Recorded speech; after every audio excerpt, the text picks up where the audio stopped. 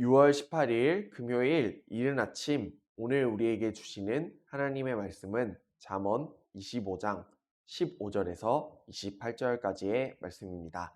잠언 25장 15절에서 28절까지의 말씀입니다. 이제 제가 하나님의 말씀을 봉독하겠습니다. 오래 참으면 관원도 설득할 수 있나니 부드러운 혀는 뼈를 꺾느니라. 너는 꿀을 보거든 조카리만큼 먹으라. 과식함으로 토할까 두려우니라. 너는 이웃집에 자주 다니지 말라. 그가 너를 싫어하며 미워할까 두려우니라. 자기의 이웃을 쳐서 거짓 증거하는 사람은 방망이요 칼이요 뾰족한 화살이니라. 환난 날에 진실하지 못한 자를 의뢰하는 것은 부러진 이와 위골된 발 같으니라. 마음이 상한 자에게 노래하는 것은 추운 날에 옷을 벗음 같고 소다 위에 식초를 부음 같느니라. 내 원수가 배고파 하거든 음식을 먹이고 목말라 하거든 물을 마시게 하라. 그리하는 것은 핀 숯을 그의 머리에 놓는 것과 일반이요 여호와께서 내게 갚아 주시리라. 북풍이 비를 일으킨 같이 참소하는 혀는 사람의 얼굴에 분을 일으키느니라. 다투는 여인과 함께 큰 집에서 사는 것보다 움막에서 혼자 사는 것이 나으니라. 먼 땅에서 오는 좋은 기별은 목마른 사람에게 냉수와 같으니라. 의인이 악인 앞에 굴복하는 것은 우물이 흐려짐과 샘이 더러워짐과 같으니라. 꿀을 많이 먹는 것이 좋지 못하고 자기의 영예를 구하는 것이 헛되니라. 자기의 마음을 제어하지 아니하는 자는 성읍이 무너지고 성벽이 없는 것과 같으니라. 아멘. 오늘은 잠언 25장 15절에서 28절까지의 말씀을 함께 나누고자 합니다. 잠언 25장에서 또 29장까지는 우리가 잘 알다시피 솔로몬의 잠언에 대한 내용인데요. 남유다 왕 히스기야 때 히스기야 신하들이 솔로몬의 잠언을 편집한 내용입니다. 25장 앞부분이 왕과 신하들을 위한 어떤 잠언이었다면 25장, 오늘 우리가 읽은 25장 15절에서 28절까지의 말씀은 우리가 매일매일 삶을 살아갈 때 도움이 되는 삶의 지혜들을 잘 가르쳐 주고 있는 것 같습니다. 15절 말씀에 보니까요. 잠언의 저자는 우리가 분노하고 화가 나는 상황에서 우리의 어떤 감정과 말들을 어떻게 지혜롭게 표현해야 하는지를 잘 가르쳐 주고 있습니다. 여기서 오래 참으면 이라는 표현이 등장하고 있는데요. 이 오래 참는다는 것은 화가 나는 상황에서 표현하는 것을 무조건 참아라, 버텨라 라는 것이 아니라 지혜롭게 상황을 판단함으로 가급적 자신의 감정을 절제하기 위해 노력해야 한다는 것을 잘 알려주고 있습니다.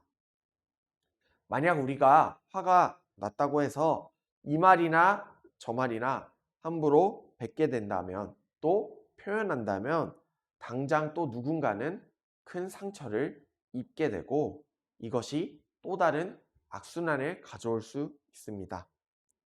그래서 우리는 분노하는 상황이나 감정이 복받쳐 오르는 상황 가운데서 우리의 자신의 감정에 솔직해질 필요가 있습니다. 그리고 정중하게 말하는 법을 또 배워야 합니다. 또 정중하게 말하는 법을 또 표현하는 법을 계속해서 노력해야 하죠. 자신의 감정을 정말 솔직하게 정리해서 표현해야 하는 것은 매우 중요합니다. 그래서 잠언의 저자는 오늘 우리에게 부드러운 혀의 중요성을 잘 가르쳐 주고 있습니다. 잠언 25장 23절의 말씀, 세번역 성경의 말씀에는 다음과 같이 말하고 있습니다.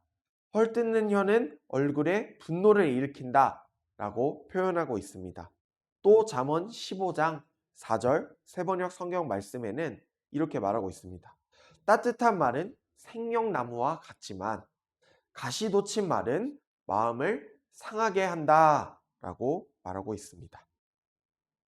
계속해서 성경은 혀와 말의 중요성을 강조하고 있죠. 특히 우리가 잘 알다시피 야고보서 3장에서는 정말 혀의 중요성, 말의 중요성을 거듭해서 강조하고 있습니다. 야고보서 3장 8절 말씀을 보시면 사람의 혀를 길들일 수 있는 사람은 아무도 없다라고 말하고 있습니다. 이어지는 야고보서 3장 9절의 말씀, 혀로 하나님을 찬송하기도 하지만 하나님의 형상대로 지음받은 사람들에게 이 혀로 저주할 수도 있다라고 말하고 있습니다. 이처럼 성경은 우리가 어떻게 말하는지에 따라서 이 말이 양날의 검이 될 수 있다라는 것을 참 잘 알려주고 있는 것 같습니다. 이런 속담들이 있잖아요. 말 한마디에 천냥빚도 갚는다. 가는 말이 고와야 오는 말이 곱다. 발 없는 말이 천리 간다. 라는 속담이 있듯이 이처럼 우리는 말을 소중히 여겨야 합니다.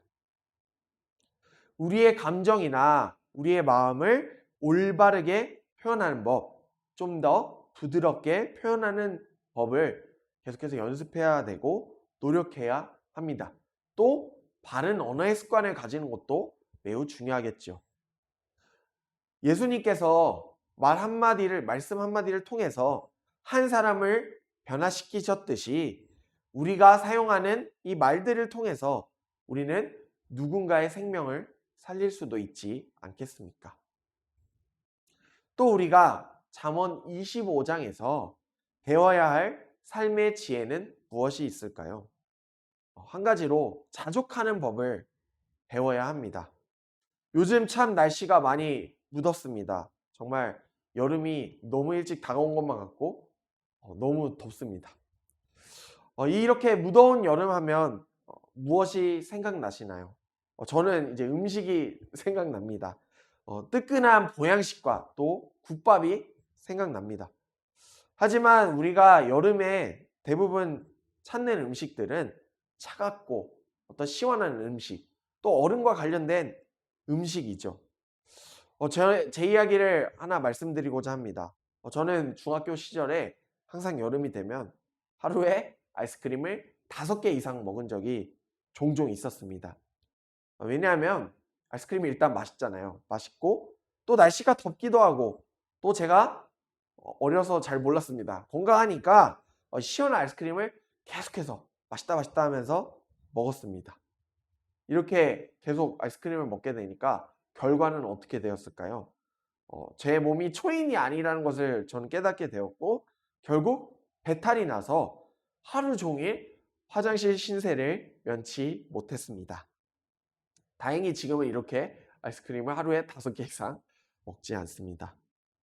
이처럼 아무리 좋은 것이라도 맛있는 것이라도 그것을 절제하지 못하고 과하게 되면, 즉 선을 넘게 된다면 문제가 생길 수밖에 없음을 우리는 삶의 지혜를 통해서 또 성경에서 계속해서 알려주고 있습니다. 우리의 삶에는 균형과 절제가 필요합니다. 즉 자족하는 마음이 필요합니다. 음식도 어느 한 음식만 맛있다고 계속해서 편식해서 먹는 것이 아니라 골고루 먹어야 우리가 건강해지고 우리 몸에 영양소가 잘 채워지듯이 우리 삶에서 자족함을 배움으로 모든 것이 잘 균형을 이루어 가야 하는 것이죠. 그래서 사도 바울은 빌립보서 4장 11절에서 12절까지의 말씀에 우리에게 자족하는 것이 무엇인지를 너무나 잘 알려주고 있는 것 같아요. 제가 사도 바울이 말한 빌립보서 4장 11절에서 12절까지의 말씀을 세번역 성경으로 읽도록 하겠습니다. 빌립보서 4장 11절에서 12절까지의 말씀입니다. 내가 궁핍해서 이렇게 말하는 것이 아닙니다. 나는 어떤 처지에서도 스스로 만족하는 법을 배웠습니다. 나는 비천하게 살 줄도 알고 풍족하게 살 줄도 압니다. 배부르거나 굶주리거나 풍족하거나 궁핍하거나 그 어떤 경우에도 정응할 수 있는 비결을 배웠습니다. 아멘. 우리는 이처럼 바울 선생님의 말을 잘 기억해야 되죠. 주님 안에서 스스로 만족하는 법, 자족하는 법을 배워가야겠습니다. 이를 통해서 우리 삶의 균형을 이루어가 하나님의 성전인 우리의 몸을 잘 가꾸고 세워가야겠습니다. 마지막으로 오늘 28절의 말씀을 보시면 마음을 제어하는 것에 대해서 잠언의 저자가 말하고 있습니다. 마음을 절제하는 것은 참 중요합니다. 성경은 계속해서 마음과 생명을 서로 연관시키고 있습니다. 잠언 4장 23절 말씀에 마음을 지켜야 할 이유를 너무나도 잘 설명해 주고 있습니다. 바로 마음이 생명의 근원이기 때문입니다. 마음을 잘 다스리는 사람만이 또 다른 생명을 나아갈 수 있는 것이죠. 예를 들어서 우리가 마음의 상처를 입으면 요즘은 줄여서 마상을 입었다 라고 표현하고 있는데요. 이처럼 마음의 상처를 입고 마음이 다치면 꽤 오랜 시간 우리는 회복하기 힘듭니다. 그렇기 때문에 우리는 우리의 마음을 더욱더 잘 지켜가야 하고 다스려 가야 합니다. 우리가 우리의 마음을 잘 지켜가기 위해서는 우리의 힘과 생각을 의지하는 것이 아니라 오직 하나님을 신뢰하고 하나님께 기도하며 노력하며 나아가야 합니다. 사랑하는 영암교회 성도님들, 오늘 우리는 하나님 나라의 백성으로서 우리의 마음을 바르게 표현하는 방법을 배워가야겠습니다. 우리 삶에서 자족함을 통해서 균형적인 삶을 살아가야겠습니다. 이를 통해 하나님의 성전인 우리의 몸을 잘 가꾸어 가야 합니다.